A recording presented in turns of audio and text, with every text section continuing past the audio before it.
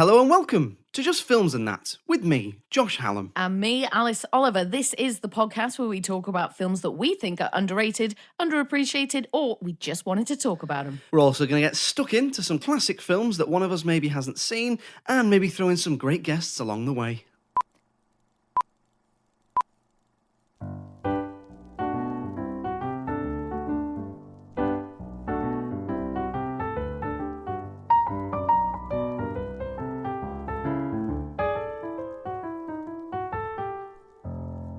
So we'll start with a random question as we do every week. Alice, what is the worst weather or what is your least favourite weather? So the one that I find does really affect me a lot and makes me a little bit frustrated, and I didn't really notice it until I got a job that involved tons of driving. But you know, in the winter, so it's when it's just rained and then the sun comes out. So you've got that low down sun that just completely blinds you. And because it's just rained, you've got that thin layer of water on the roads that then reflects the sunlight into your eyes. So you've got the sun blinding you from above and then the road blinding you from below. And obviously this has always been a problem, but it wasn't until I became a journalist when I'd spend like so much time on the road that I was like, oh my God, this is hell on earth. Yeah. So, I mean, sunglasses, absolute must, but there'd be days where I'd forget my sunglasses, like in the middle of December or whatever. And I'd be like, oh my God, this is horrendous. Like you're in the slow lane doing 55 because you're like, I'm going to crash. But yeah, no, I find that's the most annoying one. What about you? What would you call that sort of weather? Like winter sunshine, I guess, isn't it? Do you know what it is? It's rainbow weather, isn't it? It's like when it's a bit of mist and it's the fine rain that soaks you through. Remember that from 1997, that joke. But still going. Still going. Fine rain that soaks you through. And then it's like when a rainbow comes out in it, when it's like misty and it's sunny as well. It's that sort of thing in it. I know what you mean. That is a nightmare. It is scary when you're on the motorway or just driving in general. And then it's coming from everywhere. And then even if the sun's behind you, you don't get a break because then the sun, it shines off the back of the car in front of you. And it's like, oh my God, I cannot see a bloody thing. But it's a shame as well because I love a good rainbow. Like I'm always happy when I see a rainbow in the sky. Who doesn't? What's yours? So mine is probably when it's really windy. Oh yeah, I don't know what it is. Blows your hair everywhere. Yeah, that's it. This hair requires a lot of maintenance and a little bit of wind. No, do you know when I just feel like when it's windy, everything's really hard to do. You can't if you like get out the car and you've got shopping and you're like blowing everywhere or taking the bins out, blowing everywhere, walking to work. So I cycle to work and it's like cycling. I've been cycling in the wind and I genuinely have thought I'm gonna pass out. Mm-hmm. Like it's so windy, I'm going to pass out. So yeah, for me, really, and talking about driving on the motorway, I mean, second to the sun in your eyes and and rainbow winter sun or whatever it is we were saying, really windy. Mm-hmm. Oh, mm-hmm. Especially if you're in a smaller, kind of lighter car as well, and you feel like. So I used to drive motorbikes, and there was one time. I used to be cool, man. This just come up now. Have I never talked about the fact I used to drive motorbikes? Surely I've mentioned it. I feel like I would definitely mention it. Oh, when I was younger, But I just remember there's one time that really stands out in my head. I was 17 or 18 and I was driving back from somewhere. It was a Sunday morning and the wind was so unbelievably ferocious that I had to kind of lie down on the motorbike because while I was upright, it was blowing me over. That was the craziest thing. Also, once drove my motorbike in freezing fog, and that was also horrendous. Not just because the visibility was bad, but I got home and my hands were probably the most numb they've ever been. And I don't know if you've ever had properly numb hands, but when the feeling starts coming back into him, the pain is just unbelievable. Like when they're numb and they're still cold, it's not too bad. But when they start heating up again, holy shit, it was absolute agony. So we'll move on to talking about this week's film, which is Gentlemen Prefer Blondes from 1953. So if you haven't had a chance to see it in the 60-odd years since it was released, then spoilers. So Alice, you picked this one. It's another classic film, as you said last week. So what's it about, and why did you pick it? So the story follows our two main characters, Dorothy and Lorelei, who are played by Jane Russell and Marilyn Monroe. So Marilyn Monroe's character, Lorelei, she is going out with a young man called Gus, and she really wants to marry him in France. But his dad doesn't want him to marry her. So she says she'll go off to France anyway, and she'll wait for him there. So she and Dorothy go to France on a boat. So we follow them on the journey across the sea and then follow their escapades as they're in Paris. They do some shopping, they do some performing. Oh, they're showgirls, by the way. Should have mentioned that as well.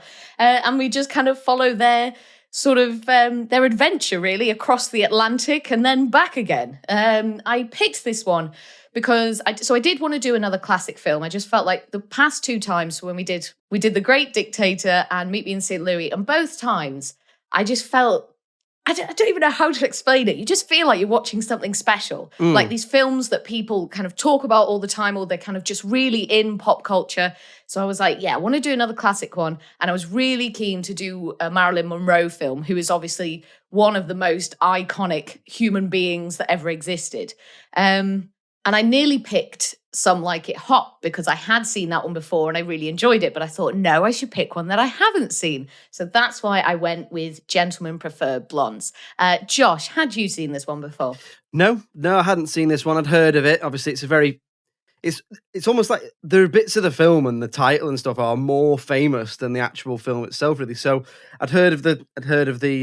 I knew Marilyn Monroe was in it, and other than that, I went in with no expectations because I didn't really know much about it. So it's quite interesting to go into a classic film, a little bit like Meet Me in St. Louis, I guess, with no expectations, and to sort of sit down and try and look at it with a 2021 eye, I guess.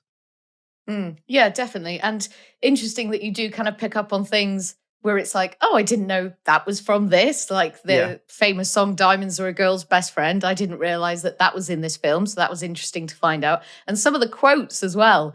You know, when you just see people like posting quotes on Facebook or whatever, and I was just like, oh, that's from this. How interesting. It's just funny how some of these classics really do, like even decades later, like they've still got a grasp on like current culture today. So what did you think coming away from it? Yeah, so overall, I think it's fair to say I enjoyed it. There's quite a few things I liked about it. I thought, do you know what? I don't even know if I knew it was a musical. No, I definitely didn't. Until I started watching. Obviously, it starts as a musical. It's like it's based on a stage musical, isn't it? So it's quite clear it seems to be quite a faithful adaptation. But yeah, like the script, thought there's some good performances. Thought there was some really good musical numbers. Those are the sort of the three main things. I think there are issues as well, which we'll come to. But it was a lot funnier than I expected it to be. So like, there's a really good. It's sort of a little bit. There's some farce elements in there as well, some sort of physical comedy that I really didn't expect. I don't know why I didn't expect it, but I just didn't. So there's a scene where Lorelei, I can't commit to one of them. So it's Lorelei, isn't it? Because it's Lorelei Lee. Oh, and then yeah, her surname is Lee. So Lorelei, played by Marilyn Monroe, is stuck in a window on the ship. A lot of it is set on a ship, and she's stuck in the window of a ship. And there's a young boy, and he helps her because she's sort of being pursued by this sort of leery older man, isn't she? And she's stuck in his cabin's window because she's trying to get something or something. I don't think it's his. I think she's in. So there's a PI basically who's following her to make sure that she doesn't misbehave or cause a scandal while she's on this trip. So the PI has been hired by Gus, so her boyfriend's father, and she and Dorothy are kind of catching on what he's there for. Like, he's been taking pictures of her. So then she goes into his room to find the film roll of pictures he's been taking. And then she gets locked in that room. She hasn't found the film roll. She gets locked in and she tries to escape through the window. But obviously she gets stuck. And then, the young boy sort of sees her and so gets a blanket and sort of holds it. So it makes it look like that she's just sort of standing on the rail. And he's like, why are you standing up there? Yeah. And she's like, oh, the view is just so much nicer up here. Yeah, that was it. Yeah, and so he's doing like her hand movements and stuff. So this sort of old man is talking to her, and he's she appears to have little boy's hands and stuff like that, and he like kisses her hands, and he speaks through the blanket, and then she's that, it's that fast thing, that mistaken identity sort of, characters muddling on through sort of thing. I thought that was really funny. I thought there's some really good there's a really good there's a juxtaposition between Dorothy and Lorelai, which is so Dorothy's sort of really sarcastic and a little bit world weary and sort of like much more acerbic and puts people down, and then you got Lorelai as well, who's a little bit more like her sense of humor comes from a little bit more being. I don't want to say she's like being stupid, but it's almost like Dorothy's educating Lorelai on a lot of the stuff that they see. So I thought that was really interesting how they got the two different portrayals of the two lead female characters. Like you say, there's some really good lines in it. Things like I can be smart when it's important, but men don't like it. Thought that was like quite a sort of oddly progressive line for a film from the 50s, really. And I believe that was actually Marilyn Monroe's idea to put that line in, or so the internet says anyway. And so I really enjoyed that. You've got, and you've also got like, the really striking blonde and the really sort of femme fatale, exotic looking brunette. I thought that was really interesting. The way that they I think they just have a really good chemistry, the two leads. They just bounce off each other really well. What did you think of the script? Oh, yeah, I thought it was really funny. My first note is just funny. Like, there was so much about it that I enjoyed. And like you say, just some of the lines were fantastic. So mostly from Lorelai. So I did write some of my favorites down. So one of them is, I just love finding new places to wear diamonds. Love that one. There was another moment where I think it's the PI who then becomes Dorothy's love interest. He's talking about how he collects coupons. And Lorelai's like, coupons, that's like money, isn't it? Because she is very money obsessed, something that she's very open and honest about. And then the final one I put down, because she's trying to get hold of a diamond tiara that belongs to the wife of a diamond miner. And she says, a kiss on the hand. Oh, she said, it's something like, it's like I always say, a kiss on the hand may feel really good, but a diamond tiara lasts forever. And there was just so much of this ongoing throughout. And like you say, with Dorothy and Lorelai together, they are just like yin and yang. Like they're so fiercely loyal to one another. And I felt like that really came through, and I really enjoyed that. Because Lorelai gets found out, like she steals the diamond tiara that she really wants. Or actually, does the man give it to her? Is it Mr. Bigby? The elderly diamond miner. Yeah, he gives her the diamond tiara, but she does persuade him, and she uses her sort of feminine charms to try and persuade him to give it to her. But then the police come onto her and they want to take her to court, but then Dorothy stands in her place and goes to court instead. And I was like, what a great friend. What a great friend to do that. Well, that's another element of farce, isn't it? Like, I mean, like you say, first of all, they're so... I think the word I was looking for when I was trying to describe the juxtaposition between them is they're so likable. They're really likable characters, but that scene at the end where Dorothy is pretending to be Lorelai, that's like your classic farce thing, isn't it? Dressing up as another character and pretending to be them and doing an impression of them and all that sort of stuff. And I love that. I thought that was hilarious. That was really, really funny.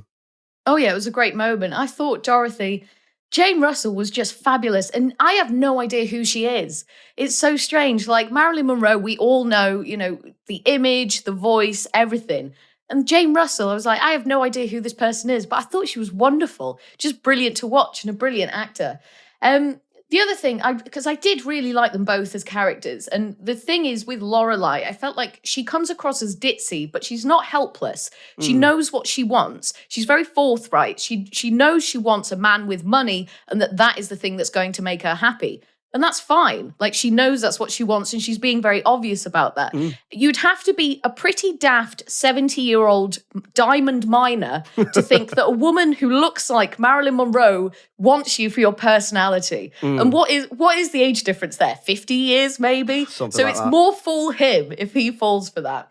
And then obviously you've got Dorothy, who's actually after someone more physically striking. She wants a good-looking man, someone who can run faster than she can. So that's quite a nice sort of bounce we've got between those two. I liked as well that you kind of get equal parts male gaze and female gaze. Yeah. Obviously, it's all about Dorothy and Lorelai. They look wonderful. They wear some amazing outfits. But then for a good sort of section, you've got the male the Olympic swim team, who are completely topless. I think they're wearing just like these little short trunks, and they do like a whole dance routine where Dorothy's character walks among them, and she's standing up and they're lying on the floor. They're doing all this acrobatics and stuff, but she was like completely in control of that sort of scene and of that situation. I really enjoy, not just little shorts, skin coloured shorts as well. So it literally looks like they're Billy Bollocks at certain points, doesn't it? So many topless It was a lot more. I don't want to say like, this is probably the wrong way of saying it, but it was a lot more like sexually explicit than I thought a film from the 50s would be. When you think of of films in the 50s, you do think of like the background being sort of McCarthyism and everything being a bit more family wholesome and everything being a bit more, you can't say that, or a little bit more, I suppose, repressed. So I was quite surprised and really enjoyed the fact that you've got two really sort of, I guess, sexually confident female leads. And like you say, you got, topless men and all that sort of stuff. I didn't expect that. I thought it would be a little bit more, not family friendly or wholesome, because it's not like, it's not, there's no sex in it or anything like that. But I was quite surprised at how much that was a part of it and how much I enjoyed that.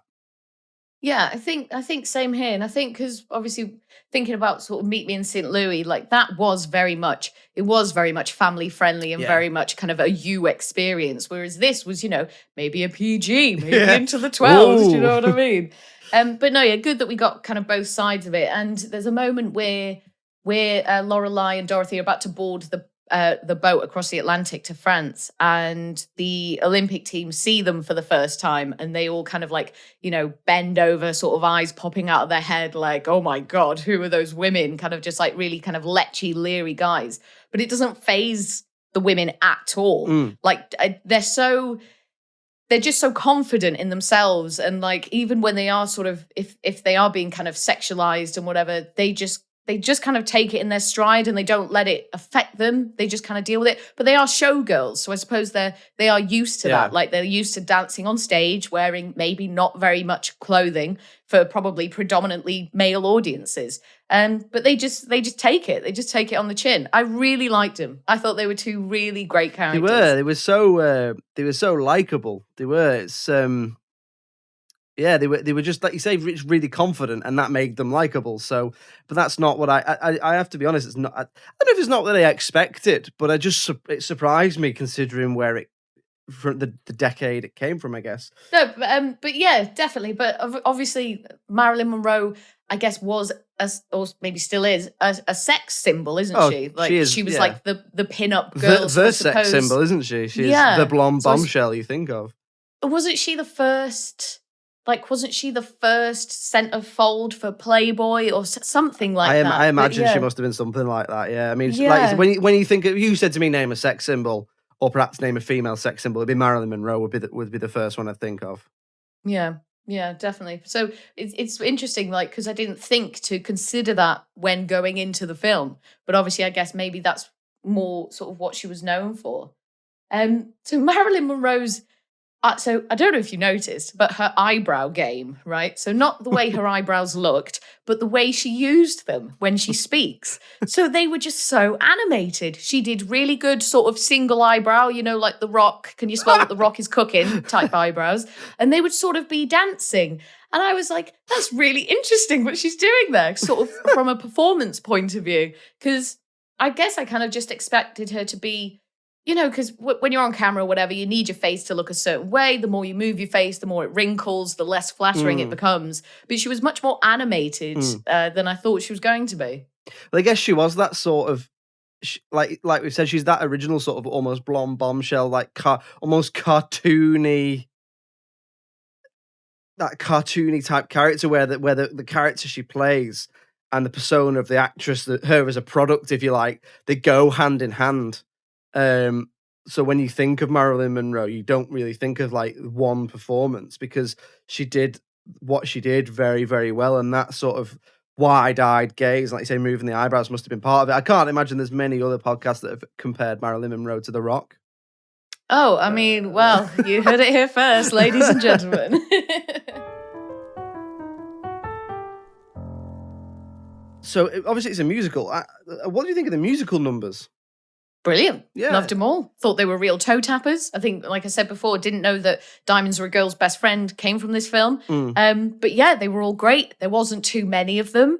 They weren't too long. I feel like sometimes musicals can overdo it. But with this, I feel like it just struck the perfect balance between action and musical numbers. And there was one, I believe, after. So when Gus finds out that Lorelai has been not cheating on him, but has been sort of wooing this older gentleman because of his diamonds and because of his wealth, he cuts her off financially. So then she and Dorothy are stuck in Paris with no money. So they go to this cafe and there's a musical number there. That one I felt the most kind of out of place and was a bit like, I suppose I didn't enjoy that one as much. But apart from that, really great. Because it was usually when they were performing on stage, doing one of their shows, or there was a great one where they have that party towards the near of the film, just after they've boarded the boat. And Dorothy invites the whole Olympic swim team back to her room, as well as some like various other people, because she's just a fun-loving girl. And then another one when she's, when they're doing their training and they're all topless and Dorothy's walking around them. Yeah, a real good few songs, I thought. Some real bangers. No, I'd agree. I think it starts and it's like, bam, you're in a musical and there's this big glamorous opening number. And a lot of it's quite jazzy. Do you know what I mean? There's not any like massive ballads where it's one person singing a sort of quite sorrowful sounding song, which you do get in a lot of musicals. So I quite like that. I think pretty much every song was quite upbeat, and I enjoyed that. And like you say, they didn't use that many. There's a quite long periods without the songs. There's not that many of them, so they use sparingly, and I think that's to the film's credit. I do like that thing in musicals which you get where like the characters start singing and you can tell it's based on a stage play because random members of the public start joining in what appear to be various different uniforms. So there's always like a soldier, a guy in the Navy, and then there'll be like a policeman, and then you get someone who's like just a milkman or a postman, or like a bellboy. Yeah, there's just a bellboy somewhere. A bellboy or whatever. Like, I love that. I think it's so of its time, but I think it's so funny. I feel like also there was a real like appropriate amount of character development for everybody. Like you get like a bit of background about everyone. Like you get to know the PI a little bit, and he has sort of an interesting arc because he's a little bit made out to be the villain because obviously he's there to photograph Lorelai and her escapades. But at the end of the day, he's just there doing a job. Like he's been hired to do something and he's doing it. And he seems to really sort of fall for Dorothy, and kind of their relationship does seem to be genuine, even though at the beginning it started out as a way for him to keep tabs on Lorelai. But then at the end, he quits, doesn't he? So that he can be with Dorothy and that he hasn't got to kind of answer to his boss anymore. Yeah, it's almost like almost like there isn't really an antagonist. The closest thing to an antagonist would probably be Gus's father, who is the one who is after them, and even then, at the end, he comes round, doesn't he? Yeah, it's just like a sort of old school, like everyone's happy, let's have a sing. Yeah, and to be fair, to his credit, she is just after Gus for his money, but she makes a very good case at the end where it's like, well, I can't remember her exact words, but it's like, maybe you don't pick a wife just because she's pretty, but if she is pretty, that's a heck of a bonus, and why wouldn't you want that? And it's the same for her with the money. She's obviously got this obsession with sort of being secure and having a lot of money and having nice things. And I don't think there's necessarily anything wrong with that. Like, she is very open about the fact that that is what she's doing. And like, she and Dorothy have a conversation where she's like, because Dorothy wants a man who's, more physically attractive and kind of has more physical attributes and doesn't really care if he's rich or not. And they have this conversation where Lorelai is like, do you want to be stuck in a loveless marriage? Because if you haven't got money, you haven't got time to love one another. And I was like, I mean, that's not a million miles away from the truth. Like, if you're always worried about bills, if you're worried about where your next meal's coming from, if you're just stressed out all the time, and if you have to work 50 hours a week, you can't nurture a relationship properly because you haven't got the time or the energy. Yeah, so that's a really good point. It's not that far away from reality, really, is it? I mean, I don't think so. I mean, like, it's not, I don't feel that way. Like, my husband works in Wetherspoons. Do you know what I mean? Like we're never owning a mansion, but it makes sense. And I think from a time, like if you think like, what do you say, 1953? So we're talking like 8 years after the war. Like she would have grown up through that time and kind of seen the desperation and kind of seen the aftermath of that. So it makes sense that then she would want the security. It's true. Yeah, I didn't even think of that, to be honest. But so that's quite interesting. So let's move on to something I wanted to ask you about, actually, because something I was unsure, and this isn't necessarily a dislike, but so I was unsure how I was supposed to feel about particularly Lorelai, because I couldn't tell if they were sort of horribly outdated stereotypes that have clearly been written, sort of clearly women written by a man of the time, or if they were supposed to be playing up to it for their own benefit in a sort of playing dumb to take advantage of men, sort of dirty, rotten scoundrels, but female kind of way, if you catch my drift. So I was wondering, what's your take on it, and how do you feel about the portrayal of women, particularly those two in the film? I mean, are diamonds a girl's best friend, Alice? Oh no, it's dogs for me. I think you know that, Josh. Come on. After dogs? After dogs, food, yeah, okay. crisps. Yeah. So I'm not very materialistic. I don't wear any jewelry whatsoever. So that's not something that I can relate to. I've never been interested in diamonds. Like they're a worthless bit of rock. Like I'd rather have a nice car. Thank you. But I didn't have an issue with the way they were portrayed at all. I think the whole kind of, it's like they were just being the things that people always say that they are. Do you know what I mean? And I guess it's like you say, they're playing up to those stereotypes, and they never felt like they were on. It's like it doesn't never feels like there's any malice, does there? I don't think so. And it's like they talk about it. They talk about what they want so openly as well. And it's that thing as well. Like I said, like you see, you sort of in this day and age or whatever, it's like a beautiful young 20-year-old marries an 80-year-old man who's on his deathbed. And it's like, oh, grave robber, gold digger and all this. It's like, whoa. What kind of 8-year-old man marries a 20-year-old woman, right? Because when you're talking about age differences like that, if you're the older person, you are so much more mature than that younger person, so much more mature. So you are taking advantage, but it's always the woman who kind of gets the blame for it. You're not. If you're 80 and you marry a 20-year-old who is, you're marrying because she is very physically attractive, you're not getting nothing. No, out of it. What are you doing? What common ground have you got? Yeah. Come on. It's like she hasn't fallen in love with your winning personality, and she probably hasn't fallen in love with your stunning good looks. But hey, listen, this is just my opinion, and what do I know? But I think they're very upfront about it. They obviously have a goal in mind. To me, they are just two women who know what they want and want to get it. And if the men are aware of that and they're happy with it, then fine, go off and be happy. The only problem that I would have is that she does tell Gus that she wants to marry him and then starts making a play for that 70-year-old man. So that's a bit naughty. If she'd have told Gus, oh, well, if you're not coming with me to France, then I don't want to know, and then started cracking on with the 70-year-old, that's fine, do what you want. But you're leading Gus on there, and that's not very fair. Whereas Dorothy doesn't really do that at all. Like, the PI is talking to her, and he's keeping a lot back from her. Like, for instance, that he's there to spy on her best friend.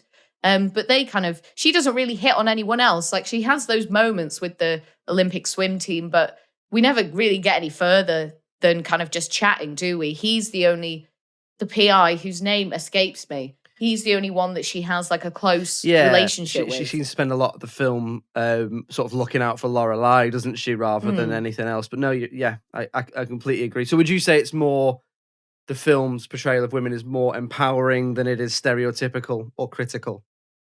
I felt that way. Yeah. I did. And it made me think of, if we hark back to something like 40 Days and 40 Nights, where we thought that maybe them being so overtly sexual in that way was them trying to be empowered, and it just wasn't, and it was just horrible and gross.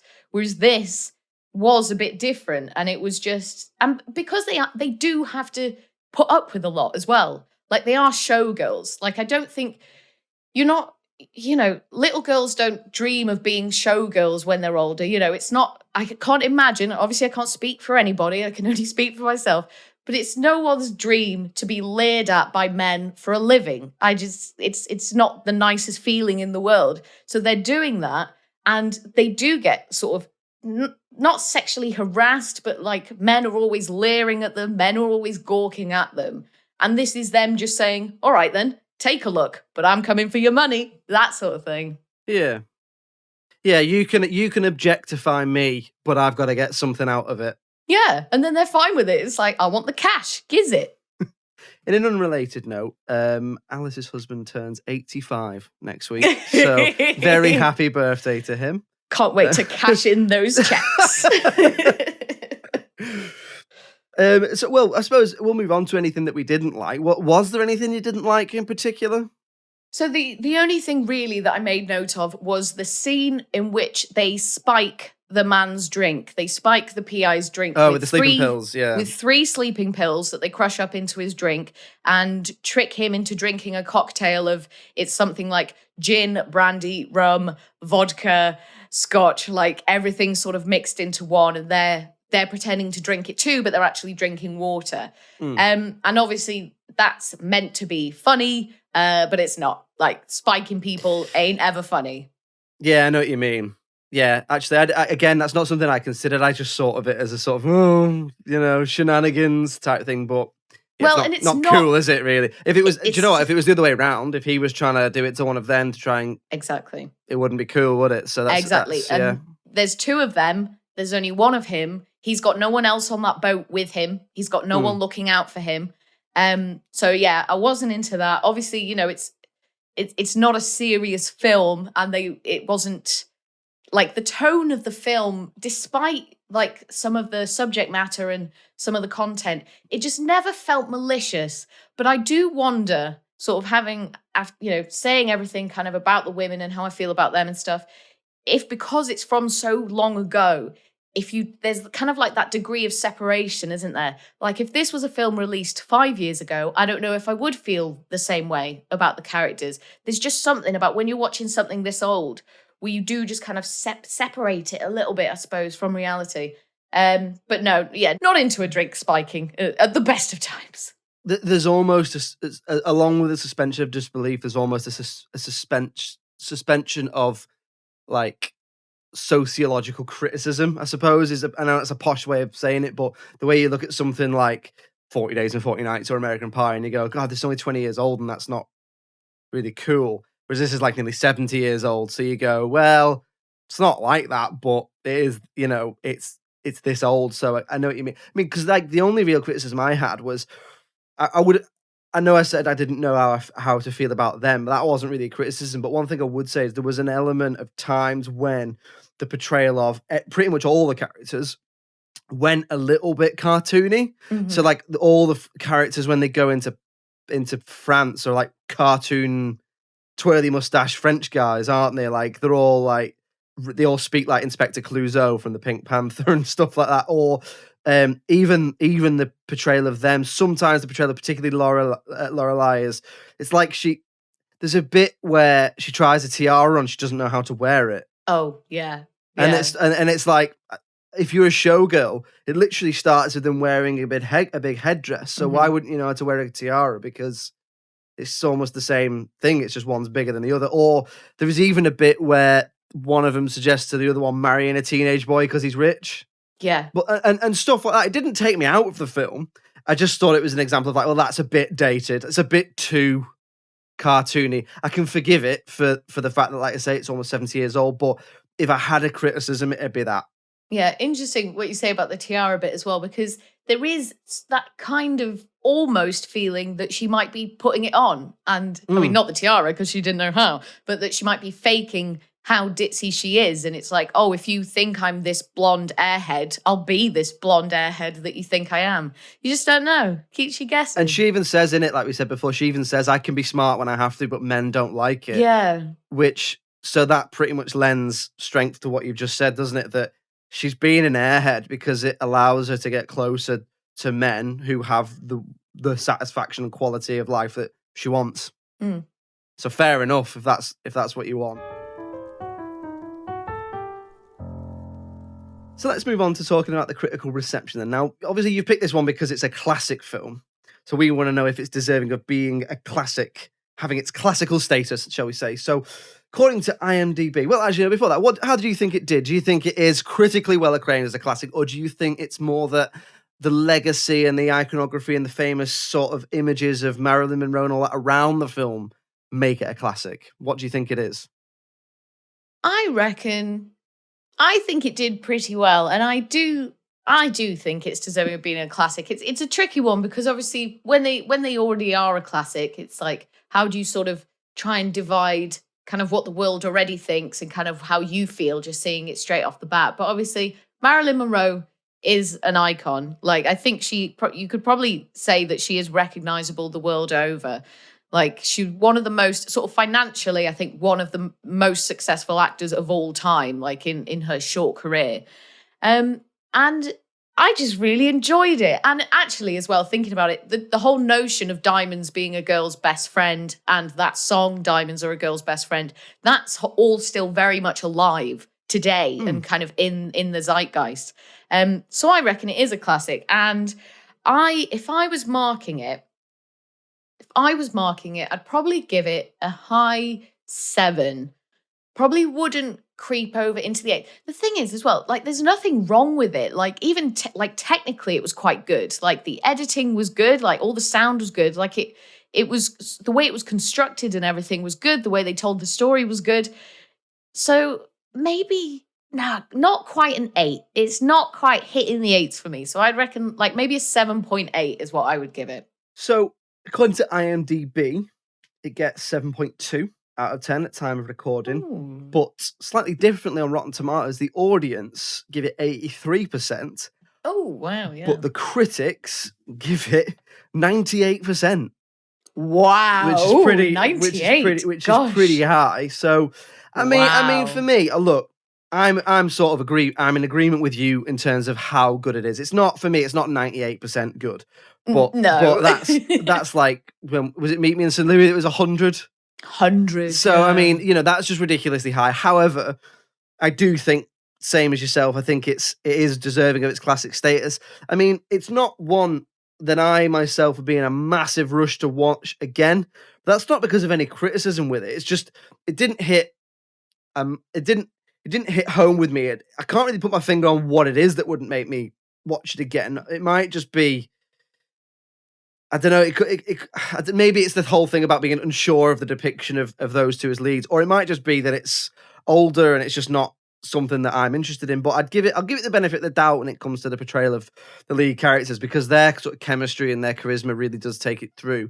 I think to be honest, I think it deserves to be a classic because of just how iconic it is. I mean, the Diamonds Are a Girl's Best Friend scene. I mean, straight away you think of Material Girl by Madonna, which is obviously the music certainly. Video is it's a parody of that. It's a tribute to that. And like you say, it's, regardless of the fact it's a little dated at points, it's proper old school Hollywood glamour. And I think it's probably it's iconic outside of the film. I think it's more associated with its own legacy, like things like Material Girl. So the film itself was fine, but the iconography and the things that everyone remember, its legacy, like I've said, are what make it classic. Marilyn Monroe, Diamonds Are a Girl's Best Friend, all that sort of thing. Yeah, it's when the things kind of seep through over the decades, like with The Great Dictator and his speech, and how that is still used today. I think as well, with Jane Russell and Marilyn Monroe together, they had such gravitas on screen. I just thought they just brought something, I guess the star quality or that star power when they were together. And then when I think about kind of what life would have been like for women in the 1950s, like probably not that great. Like I think it was still legal to rape your wife in those times. It was still very much, you're a housewife, like you're going to stay home and not get a job. And then here's these two women who just kind of come out, tell the world what they want, and then go and get it. So there we go, another classic film done, and another classic film deserving of its status, shall we say.